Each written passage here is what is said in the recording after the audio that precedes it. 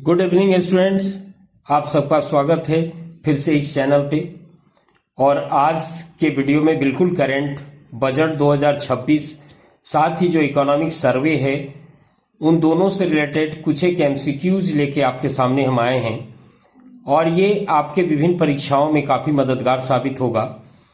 ये one by one हम लोग क्वेश्चन करेंगे। इसमें 35 एमसीक्यूज हैं आपके, साथ ही उसका शॉर्ट एक्सप्लेनेशन भी आपको हम बताएंगे और साथ ही वीडियो के एंड में हम लोग देखने का प्रयास करेंगे, पूरा सर्वे करेंगे या डेटा बेस्ड एक एनालिसिस आपके साथ हम शेयर करेंगे जो कि वीडियो के लास्ट में होगा।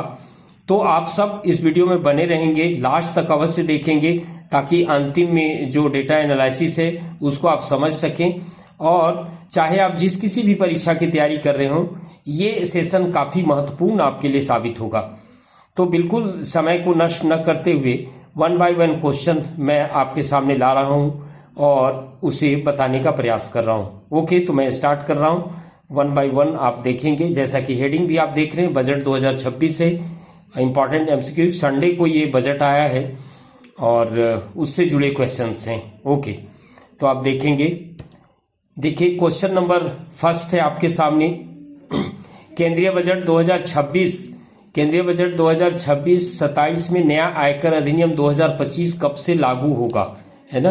कब से लागू होगा?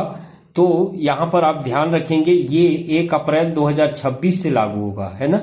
ये आपका राइट आंसर है, 1 अप्रैल 2026, मतलब ब। ठीक है, 1 अप्रैल 2026 से ये लागू होगा। मतलब वित्त मंत्री ने संसद में ये बताया है बिल्कुल कि नया आयकर अधिनियम जो है 2025 वो 1 अप्रैल 2026 से लागू होगा। ओके, नेक्स्ट क्वेश्चन देखिए। केंद्रीय बजट 2026-27 के अनुसार विदेशी क्लाउड सेवा प्रदाताओं को कितना टैक्स हॉलिडे दिया जाएगा, है ना? कितना टैक्स हॉलिडे मतलब कितना दिन तक उनसे टैक्स नहीं लिया जाएगा, ये बताना है आपको। तो यहाँ पर आप जानेंगे कि कोई भी विदेशी कंपनी जो भारत में डेटा सेंटर सेवा द्वारा क्लाउड सेवा प्रदान करती है उसे 2047 तक कर मुक्त रखा जाएगा। मतलब आपका सही आंसर सी होगा, 100 होगा, 2047 तक टैक्स फ्री होगा। ओके, तो नेक्स्ट क्वेश्चन की ओर बढ़ रहे हैं और देखने का प्रयास करें। क्वेश्चन नंबर 3 आपके सामने है। बजट 2026-27 में प्रस्तावित विदेशी पर्यटन पैकेज पर टीसीएस की दर क्या की गई है ना? तो ऑप्शन है आपके सामने अ, ब, स। आप देख सकते हैं, आप बना भी सकते हैं, आप अपनी तैयारी को जज कर सकते हैं कि आपने पेपर में क्या पढ़ा, कितना पढ़ा, तो उसको ध्यान में रखेंगे। देन थर्ड क्वेश्चन का आंसर है आपका ये 5% से घटाकर 2% कर दिया गया है ना? और इसका ए आंसर होगा सही आंसर। ठीक है,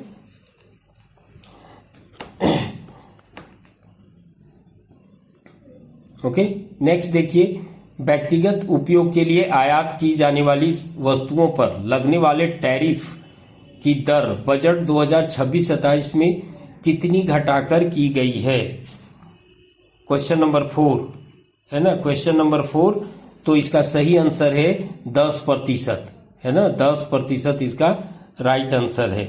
मतलब व्यक्तिगत उपयोग के लिए कोई भी वस्तु जो आयात करते हैं उसमें मूल सीमा शुल्क दर को पहले 20% था, उससे घटाकर 10% कर दिया गया है ना? उससे 20% से घटाकर रिड्यूस कर दिया गया, 10% कर दिया गया है। नेक्स्ट क्वेश्चन देखते हैं। Question number 5। क्वेश्चन नंबर 5 है आपके सामने, आप पढ़ सकते हैं, है ना? तो यहाँ पर क्या है, केंद्रीय बजट में कितनी औषधियों पर मूल सीमा शुल्क में छूट प्रदान की गई है? मतलब कितने प्रकार की औषधि हैं जिसमें सीमा शुल्क से छूट प्रदान की गई है ना? और ये आपका ऑप्शन है 17 औषधियां, है ना? इसको ध्यान रखेंगे, 17, ये 17 औषधियों को सीमा शुल्क से छूट दी गई है। 17 औषधि, है ना, जो गंभीर बीमारी से जुड़े हुए दवाएं हैं उन पर यह छूट प्रदान की गई है।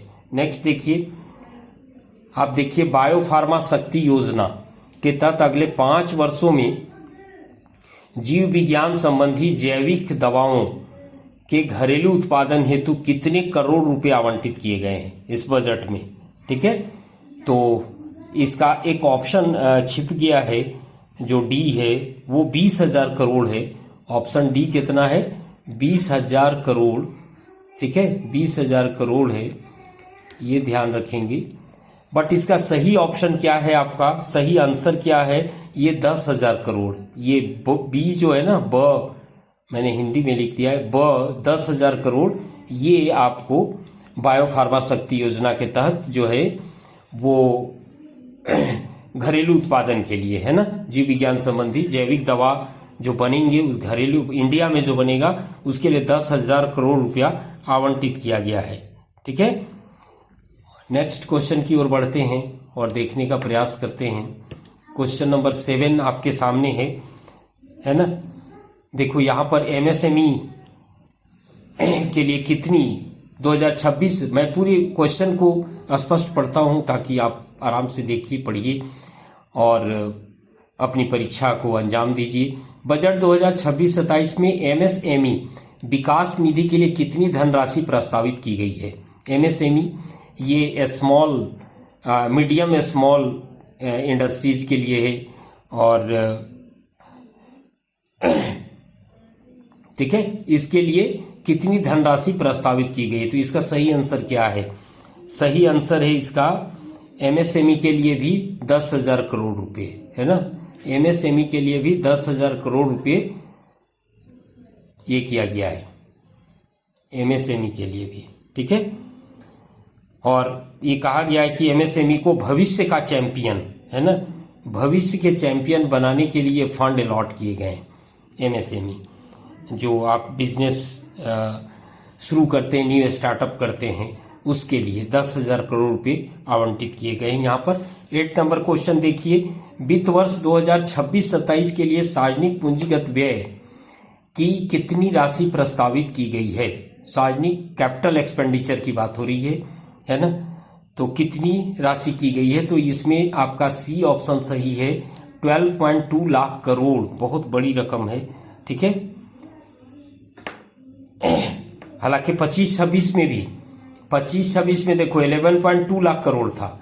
ये जो बी ऑप्शन है ना, ये 25-26 के बजट में था सार्वजनिक पूंजीगत व्यय, उसमें 1 लाख करोड़ बढ़ा दिया गया है, 12.2 लाख करोड़ कर दिया गया है 2026 के बजट में। ठीक है, नेक्स्ट क्वेश्चन हम लोग देखते हैं और जानने का प्रयास करते हैं। क्वेश्चन नंबर 9 है आपके सामने।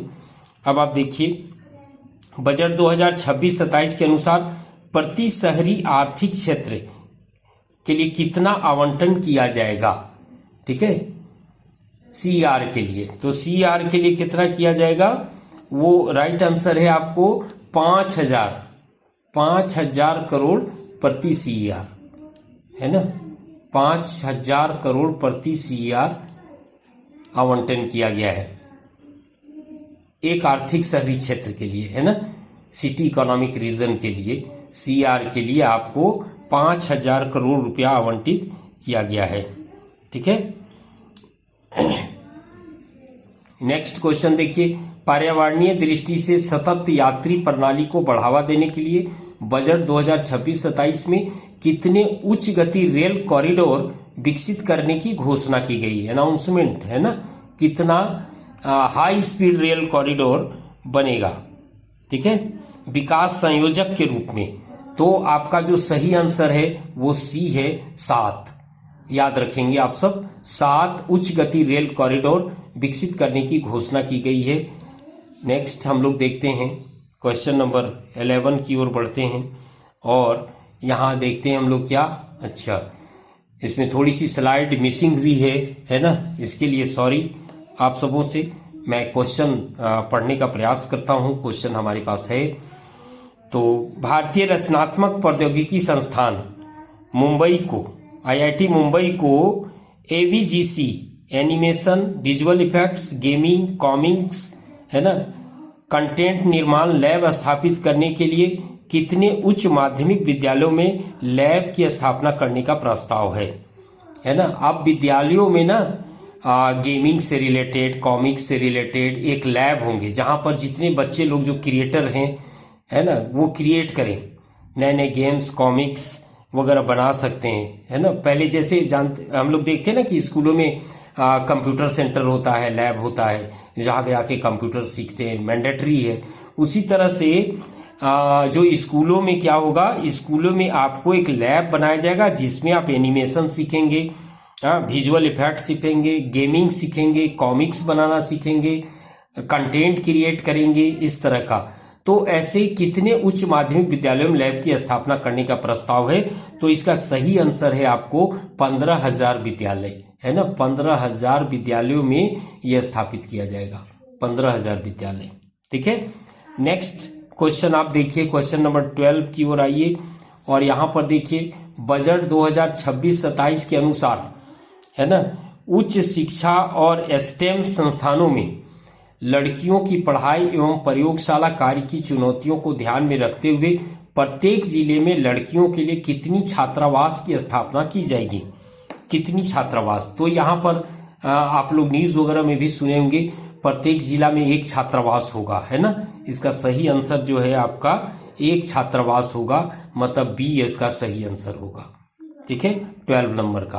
क्वेश्चन नंबर 13 की ओर आगे बढ़ते हैं हम लोग और देखने का प्रयास करते हैं। देखिए क्वेश्चन नंबर 13 आ गया आपका, और आप देखिए पर्यटन स्थलों पर गाइडों के कौशल उन्नयन के लिए बजट 2026-27 में कितने गाइडों के प्रशिक्षण का प्रस्ताव है?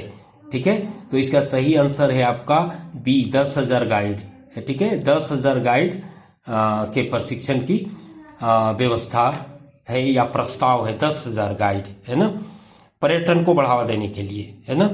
उच्च गुणवत्ता प्रशिक्षण कार्यक्रम से प्रशिक्षित करके उनका कौशल उन्नयन किया जाएगा, और इसके लिए 10,000 गाइड के प्रशिक्षण का प्रस्ताव है। ठीक है, 20 पर्यटन स्थलों पर।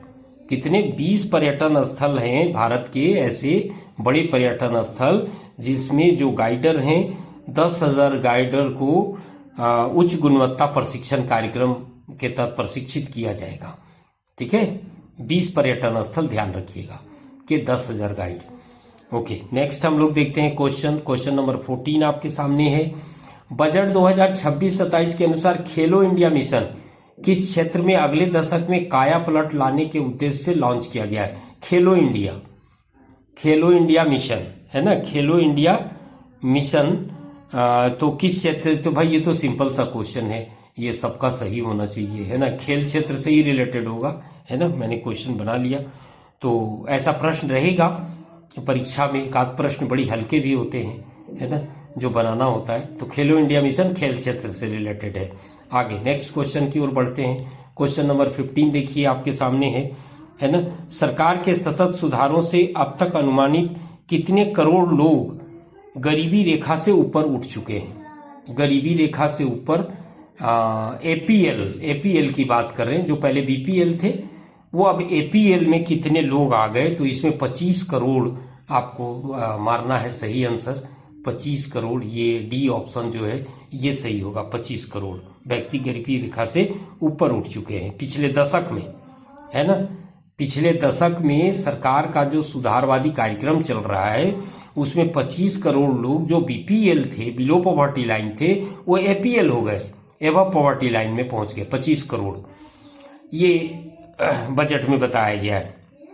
आगे, चूंकि ये ना दोनों मिक्स है, बजट भी है और इकोनॉमिक सर्वे से भी प्रश्न है ना, तो दोनों मिक्स करके मैंने प्रश्न बनाए हैं आप समूह के लिए। तो ये काफ़ी मददगार साबित होगा आपकी तैयारी में। और साथ ही मैंने बताया कि वीडियो एंड तक देखिए, लास्ट में कुछ एक विशेष बातें आपके साथ शेयर करेंगे जो आपके परीक्षा में काम आएगा। ओके, क्वेश्चन नंबर 16 देखिए। भारत विस्तार नामक बहुभाषी एआई टूल किस क्षेत्र से संबंधित है?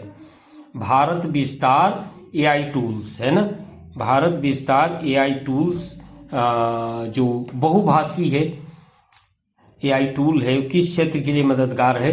तो ये बड़ा इंपॉर्टेंट है, ये एग्रीकल्चर सेक्टर आपको ध्यान में रखना है।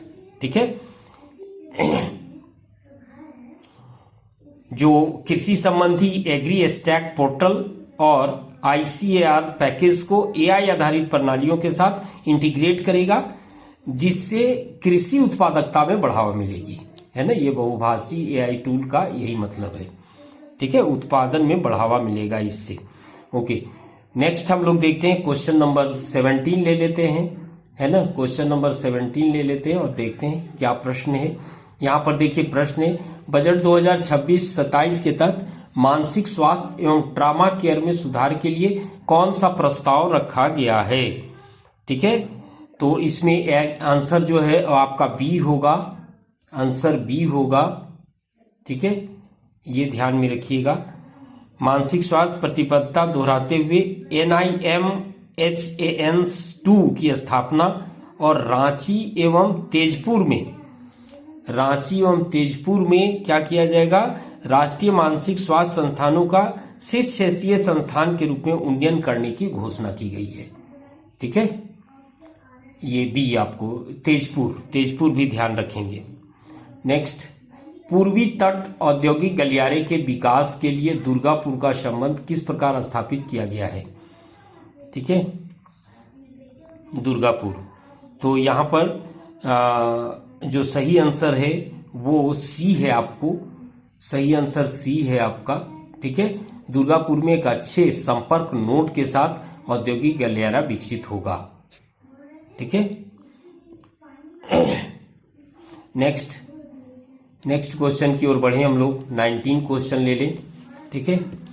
19-20 क्वेश्चन लेते हैं और यहाँ पर देखते हैं कि पूर्वोत्तर राज्यों में पर्यटन को बढ़ावा देने हेतु इस बजट में, मतलब 2026-27 के बजट में कितने नए पर्यटन स्थलों के निर्माण का प्रस्ताव है। तो 5 है, 5 पर्यटन, 5, ये सी ऑप्शन है, सी आंसर सही होगा आपका, है ना। ये सी आंसर आपका सही होगा। नेक्स्ट देखिए, केंद्रीय बजट 2026-27 में कितनी ई बसों की खरीद के लिए प्रावधान किया गया है। इलेक्ट्रॉनिक बस, है ना, जो इलेक्ट्रिसिटी से चलते हैं, ई बस कितने खरीदे जाएंगे। तो बजट में ना 4000 ई बस खरीद के लिए प्रावधान किया गया है, ठीक है। क्वेश्चन नंबर 21 लेते हैं हम लोग और देखने का प्रयास करते हैं। 21 देखिए, केंद्रीय बजट 2026-27 की अनुमानित कुल व्यय की राशि क्या है ना। तो यहाँ पर ध्यान रखेंगे 53.5 लाख करोड़, ठीक है। 53.5 लाख करोड़ ये परिव्यय राशि है, ठीक है। इतना करोड़ रखा गया है। नेक्स्ट देखिए, नेक्स्ट संगठक सूचना प्रौद्योगिकी, ठीक है, सॉफ्टवेयर केपीओ इत्यादि के लिए सेफ हार्बर मार्जिन क्या प्रस्तावित किया गया है, ठीक है। तो इसमें 15.5%, 15.5%, ठीक है, प्रस्तावित किया गया है। नेक्स्ट क्वेश्चन लेते हैं और जानने का प्रयास करते हैं। क्वेश्चन नंबर 13 देखिए, 23 देखिए, आर्थिक सर्वेक्षण 2025-26 के अनुसार फाइनेंशियल ईयर 2026-27 के लिए भारत की वास्तविक जीडीपी विकास दर कितने प्रतिशत रहने का अनुमान है। जीडीपी सब लोग जानते हैं, ग्रॉस डोमेस्टिक प्रोडक्शन है, ये सकल घरेलू उत्पाद है और ये बड़ा इंपॉर्टेंट होता है क्योंकि देश की विकास दर भी कहते हैं तो उसका तात्पर्य जीडीपी ही होता है। हमारा देश कितना मजबूत है, कितना कमजोर है, ये बताने के लिए भी जीडीपी ही होता है। साथ ही हम लोग ये देखते हैं कि किसी भी चीज़ का परसेंटेज जो हम लोग बताते हैं कि रक्षा क्षेत्र में इतना परसेंट अलॉट किया गया है, शिक्षा में इतना किया गया है, तो वो सब जीडीपी का ही परसेंटेज होता है। तो बिल्कुल जीडीपी बहुत मायने रखता है और सही उत्तर जो है आपका ये बताया गया है, सी है आपका, है ना, ठीक है। चूंकि आर्थिक सर्वेक्षण 2025-26 के अनुसार है, फाइनेंशियल 2026-27 के लिए जीडीपी दर बताई गई 6.8 से 7.2%, एक रेंज में बताया गया है ना, रहने का अनुमान लगाया गया है, ठीक है। नेक्स्ट देखिए, क्वेश्चन नंबर 24 देखिए, अप्रैल दिसंबर 2025 के दौरान औसत मासिक उपभोक्ता मूल्य सूचकांक कंज्यूमर प्राइस इंडेक्स आधारित मुद्रास्फीति कितनी रही, है ना। ये इकोनॉमिक सर्वे है, आता इसी से, डाटा इसी से आएगा, इकोनॉमिक सर्वे से, आप लोग जरूर ध्यान में रखेंगे, है ना। तो इसमें कितना बताया गया है, क्वेश्चन नंबर 24, है ना। तो इसमें आप लोग देखिए 1.7%, है ना, 1.7% आपको उपभोक्ता मूल्य सूचकांक सीपीआई, कंज्यूमर प्राइस इंडेक्स में मुद्रास्फीति बताया गया है। ठीक है, नेक्स्ट बढ़ते हैं, क्वेश्चन नंबर 25 लेते हैं, 25 लेते हैं, है ना। और यहाँ पर हम लोग देखते हैं 2024-25 में भारत की कुल निर्यात राशि रिकॉर्ड स्तर पर कितनी रही, है ना। जो एक्सपोर्ट की टोटल राशि यहाँ पर बताया गया है, तो यहाँ पर आपको 825.3 बिलियन यूएसडी। ठीक है, ये ध्यान रखेंगे, 825.3 बिलियन इकोनॉमिक सर्वे में बताया गया है 2025 के फाइनेंशियल ईयर में। नेक्स्ट, वित्त वर्ष 2024-25 में भारत को प्राप्त प्रवासी रेमिटेंस की मात्रा कितनी रही, है ना। प्रवासी जिसकी राशि कितनी है ना, कितनी रही, 135.135.4 बिलियन। ये सी ऑप्शन इसका सही आंसर है, सी ऑप्शन मारिएगा, है ना, सी ऑप्शन मारिएगा। क्वेश्चन नंबर 27 लेते हैं हम लोग और देखते हैं यहाँ पर 16 जनवरी 2026 तक भारतीय सॉवरेन बाय भंडार कितने बिलियन यूएसडी तक पहुंचा, है ना। मतलब विदेशी विनिमय भंडार मैं बता रहा हूं, विदेशी विनिमय भंडार हमारा कितना बड़ा है 16 जनवरी तक, तो 701.4 यूएसडी, है ना, बिलियन। ये ध्यान रखेंगे, 701 यूएसडी आपको ध्यान रखना है। ठीक है, बिलियन, इसमें बिलियन लिख लीजिए, कंफ्यूजन नहीं होगा आपको, सब में बिलियन है, छूट गए हैं, है ना, तो बिलियन। ये विदेशी मुद्रा भंडार हमारा कितना है, सीधा सीधी अर्थ समझिए, विदेशी मुद्रा भंडार हमारा इतना जो मैंने बताया 710.4 बिलियन। ठीक है, नेक्स्ट क्वेश्चन 28 देखिए, आर्थिक सर्वेक्षण 25-26 के अनुसार चालू वित्तीय वर्ष के पहले 6 माही में चालू खाता घाटा, है ना, जीडीपी का कितना प्रतिशत था। ठीक है, तो ये 0.8%, ये आपका बी ऑप्शन सही है। चालू खाता, दो तरह खाते होते हैं, चालू खाता और पूंजीगत खाता, है ना।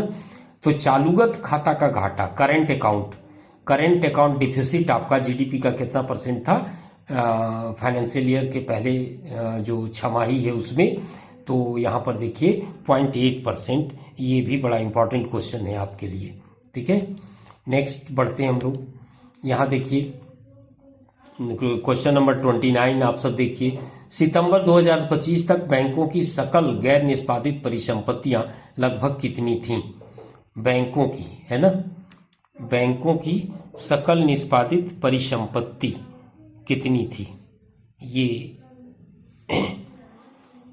कहने का मतलब एनपीए पूछ रहा है, नॉन परफॉर्मिंग एसेट, है ना, नॉन परफॉर्मिंग एसेट के बारे में पूछ रहा है। नॉन परफॉर्मिंग एसेट किसको कहते हैं कि बैंक कोई लोन देती है और यदि न तो बैंक का मूल जितना पैसा दिया उससे कोई रकम आए और न ब्याज को 90 दिन के अंदर यदि कोई रिकवरी नहीं होता है, 90 दिन तक कोई ट्रांजैक्शन नहीं होता है, तो उसको बैंक क्या मान लेती है, एनपीए मान लेती है, नॉन परफॉर्मिंग एसेट मान लेती है ना। तो सितंबर 2025 तक यहाँ मैं बता रहा हूँ एनपीएस लगभग कितनी थी, टोटल बैंकों की सकल गैर जमा का, है ना, सकल जमा का, तो बहुत बड़ी राशि हो जाएगी। यहाँ पर 2.2% आपको मारना है ना, मतलब बैंकों की टोटल जमा का जो भी दे रहा है उसमें एनपीए 2.2% है। ठीक है, तो एक बहुत बड़ी रकम है। नेक्स्ट क्वेश्चन देखिए, वैश्विक नवाचार सूचकांक ग्लोबल इनोवेशन इंडेक्स 2025 में भारत का रैंक क्या रहा, भारत का रैंक क्या रहा, ग्लोबल इनोवेशन इंडेक्स 2025 में भारत का रैंक पूछ रहा है ना। तो इसमें सुधार हुआ है बहुत, ठीक है, ये 38वां है हमारा रैंक, और जो 2019 में 66वां था। कितना रैंक सुधार हुआ है आप देखिए, 2019 में 66वां था, लेकिन इस 6 वर्षों में हम लोग देख रहे हैं 38वां इनोवेशन में पहुंच गया है। ठीक है, नेक्स्ट क्वेश्चन नंबर देखिए, दिसंबर 2025 में भारत की बेरोजगारी दर लगभग कितनी थी, एक अनुमान, प्रारंभिक अनुमान आपसे पूछा जा रहा है ना। तो वो बताना है सर्वे के बेस पे, सर्वे के बेस पे। तो यहाँ पे 4.8% आपको, ये सही आंसर है आपका 4.8, है ना। और ये मैं आपको बता दूं कि ये जो ट्रेंड है बेरोजगारी दर, वो घटते हुआ, इससे ज़्यादा था, इससे घटा है हमारा, है ना। तो ट्रेंड यदि बेरोजगारी का पूछता है तो घटता हुआ आपको मारना पड़ेगा, ट्रेंड बेरोजगारी दर घट रही है, ये आपको बताना है। जनवरी 2026 तक ई श्रम पोर्टल पर कुल कितने असंगठित श्रमिक पंजीकृत हुए थे? जनवरी 2026 तक, है ना। तो यहाँ पर सही आंसर है आपका 31 करोड़, है ना, असंगठित श्रमिक पंजीकृत हुए हैं। ठीक है, 31 करोड़, ये आपको ध्यान रखना है। नेक्स्ट क्वेश्चन की ओर बढ़ते हैं और देखते हैं नेक्स्ट क्वेश्चन। यहाँ देखिए, आर्थिक सर्वेक्षण 25-26 के अनुसार फाइनेंशियल बजट अनुमानित वित्तीय घाटे को जीडीपी के कितने प्रतिशत तक लाने का लक्ष्य है ना, लक्ष्य है। तो यहाँ पर ध्यान रखिएगा 4.4%, 4.4% तक लाने का लक्ष्य है। ठीक है, नेक्स्ट देखिए, वित्त वर्ष 2025-26 के लिए कृषि क्षेत्र का अनुमानित विकास दर क्या है?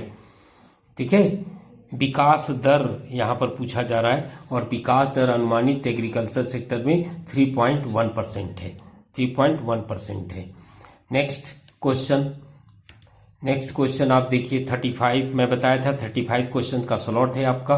35 क्वेश्चन में आप बजट को समझ रहे हैं, आने वाले प्रमुख प्रश्नों को समझ रहे हैं, है ना।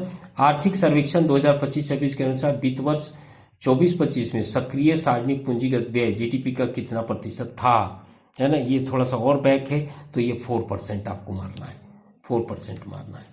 ठीक है, तो आई होप ये वीडियो जो भी यूपीएससी दें, जेपीएससी दें, स्टेट लेवल का कोई दें, है ना, एसएससी दें, सीएचएसएल दें, हर परीक्षा में करंट अफेयर्स, करंट टॉपिक का इंपॉर्टेंस होता है।